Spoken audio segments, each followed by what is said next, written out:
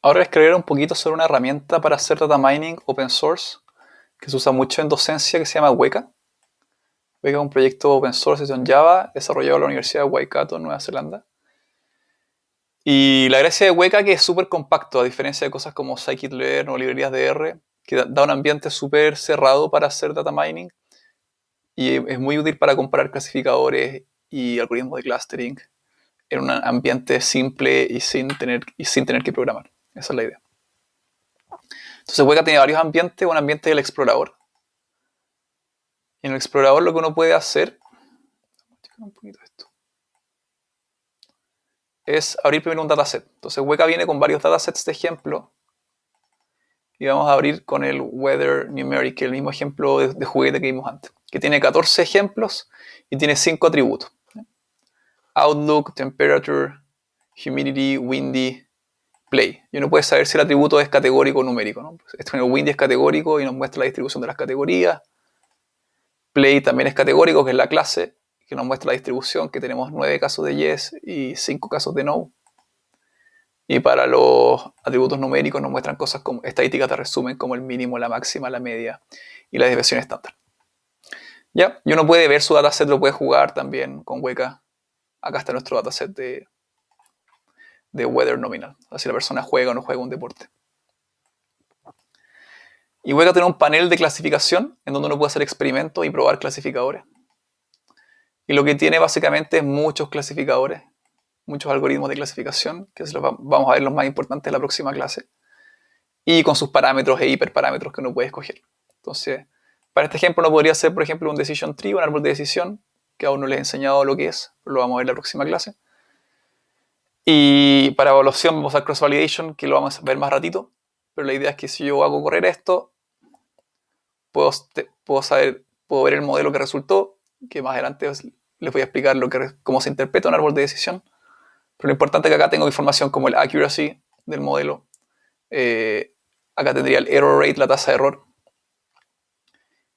Y tengo para cada clase, si yo asumo que ella fue la clase positiva, puedo obtener información como su precision, su recall, su F-measure. Acá para la clase negativa, su precision, su recall, su F-measure. Y puedo tener después un promedio ponderado. O sea, que es súper útil cuando tengo muchas clases. Y el promedio ponderado, por ejemplo, lo interesante de un promedio ponderado de la F-measure, tanto para cada clase considerándose como la positiva, es que ahí estaría considerando todos los casos. No estaría ignorando los casos que yo descarto en recall. ¿Ya? Acuérdense que yo en recall ignoro los verdaderos negativos. Esa es la idea de Weka, lo vamos a usar ahora para los ejemplos que voy a hacer durante esta clase. Si no entienden lo que... Acá me muestra mi matriz de confusión también.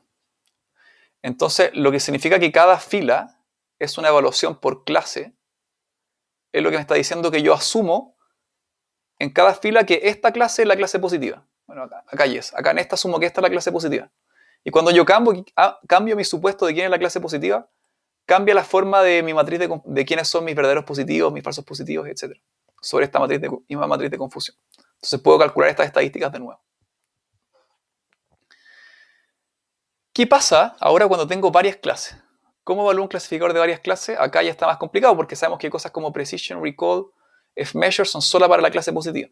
Entonces, ¿qué puedo hacer? Tengo ciertas opciones de métricas que yo puedo calcular. Primero, si tengo varias clases, mi matriz de confusión es del tamaño K por K, del tamaño de clases que yo tengo. Entonces ahora tengo, cada celda va a significar cuando yo predije algo y valía algo, ¿no? Acá la fila corresponde al valor real y la columna al valor predicho. Entonces en la diagonal van a estar todos los casos correctos y todos los demás van a ser tipos de errores que yo puedo hacer. Entonces acá el concepto en este tipo de matriz de confusión ya no es claro que es un verdadero positivo o un falso positivo porque tenemos muchas clases. Métricas como accuracy se pueden calcular porque es básicamente la diagonal de los correctos partido en el total, pero cosas como precision recall hay que pensar un poco cómo calcular. Lo que uno puede hacer es hacer lo que hacíamos con Weka, tener un recall, un precision por clase. ¿Ya? Entonces, para cada clase asumo que ella es la clase positiva y le calculo su precisión y su recall. ¿Ya? O sea, si asumo que, por ejemplo, que por ejemplo, True UK, Reino Unido, es la clase positiva, considero que UK es la clase positiva y todo el resto los junto como los negativos y en base a eso hago una matriz de confusión binaria de 2×2 y calculo Precision Recall F-Measure. Eso es lo que puedo hacer. Y eso es exactamente lo que hace Weka acá. Cuando me dice que me está dando estadísticas de evaluación por clase. En un problema con más categorías, creo que se entiende mejor. Vamos al iris. Y dice el ejemplo que la dataset que vimos en la clase de exploración de datos. ¿Se acuerdan que teníamos 3 especies de flores?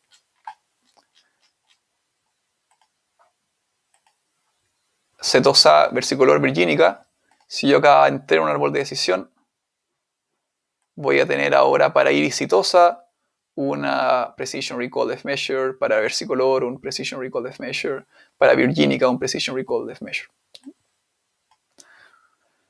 Pero también es posible llevar, como cuando yo quiero escoger un clasificador con cual me escojo, idealmente yo quiero tener una sola métrica, no varias métricas. Y entonces quiero de alguna forma agregar estas métricas en una sola que me resuma de cierta manera el desempeño del clasificador. Y ojalá que sea mejor que accuracy, porque accuracy es multiclase, pero no es la mejor métrica posible, por el tema del problema de cuando las clases son desbalanceadas.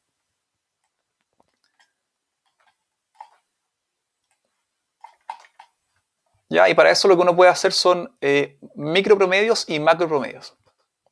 Entonces la idea, si tenemos más de una clase, ¿cómo combinamos múltiples métricas de desempeño en un solo valor? Una opción es hacer un macropromedio, que es básicamente promediar todos los valores, o sea, promediar el F-measure que me da para setosa con el F-measure que me da para versicolor y la otra clase, virgínica, y eso es un macropromedio. Un micropromedio es un poco más difícil de entender. Lo que uno hace es crear una matriz de confusión binaria para cada clase y después combina las celdas en una matriz binaria que suma los elementos de cada una de las celdas y sobre eso le calcula Precision Recall F-Measure. Veámoslo acá con un ejemplo de 3×3. Acá este problema de acá es clasificación de spam y hay 3 categorías posibles. Si el mail es urgente, si es normal o si es spam. Son 3 clases. Entonces mi matriz de confusión es 3×3. Acá están los labels reales y acá están los valores predichos. ¿Ya?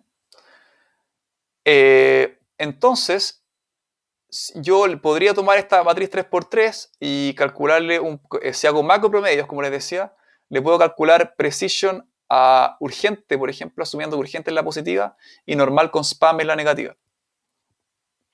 Le podría hacer precision a normal, asumiendo que normal es la clase positiva y urgente con spam es la negativa. Y le podría calcular precision a spam, asumiendo que spam es la positiva y urgente con normal son las clases negativas. Eso no lo puede ver más simple si separa esto en 3 matrices binarias. ¿Qué esto es? O sea, acá urgente es la clase positiva, normal es la clase positiva, spam es la clase positiva. Y la clase negativa es cuando no cumple este caso.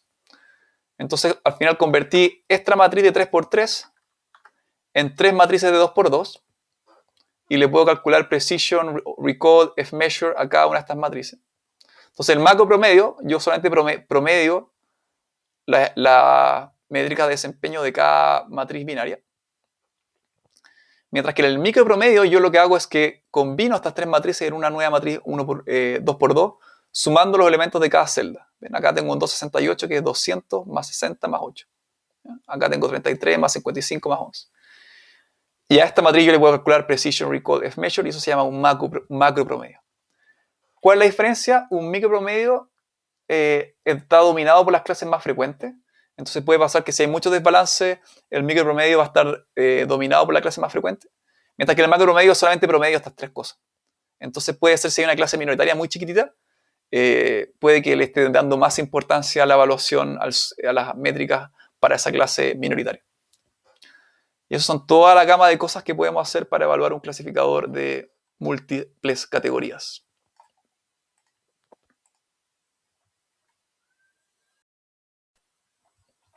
Cuando yo evalúo la calidad de un clasificador, el desempeño de un modelo, hay varias cosas que pueden influir la calidad de un modelo, ¿ya? Que son distintas al algoritmo de aprendizaje. El algoritmo es súper importante, o sea, si yo uso un decision tree o naive Bayes, puede ser muy determinante en escoger qué modelo es el mejor, pero hay otras cosas que es importante tener en cuenta, como la distribución de las clases. Como les decía, hay muchos modelos que son muy malos para datos desbalanceados y tienden a sobrepredecir la clase mayoritaria.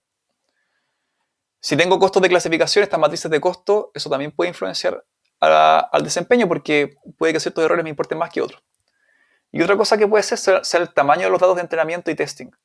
Puede ser que entre más datos de entrenamiento tenga yo, mejor se vuelva mi clasificador. Tal vez si tengo muy poquitos datos, mi clasificador no obtiene suficientes datos para aprender el patrón. Eso se puede ver en un clasificador con algo que se llama una learning curve, una curva de aprendizaje, en que yo lo que tengo en el eje Y es mi métrica de desempeño como accuracy, y en mi eje X tengo el tamaño de mis datos de entrenamiento. Entonces uno puede ver que ciertos modelos cuando tengo muy poquitos datos me va muy mal, y cuando crece la cantidad de datos mejora la calidad de mi modelo hasta que empieza a converger. Llega un punto en que ya más datos no me entregan más información sobre la distribución de los datos generalmente, entonces mi modelo no es capaz de aprender más allá que eso. Y con eso terminamos la tercera parte de esta clase, y a continuación vamos a ver enfoques de cómo evaluar clasificadores.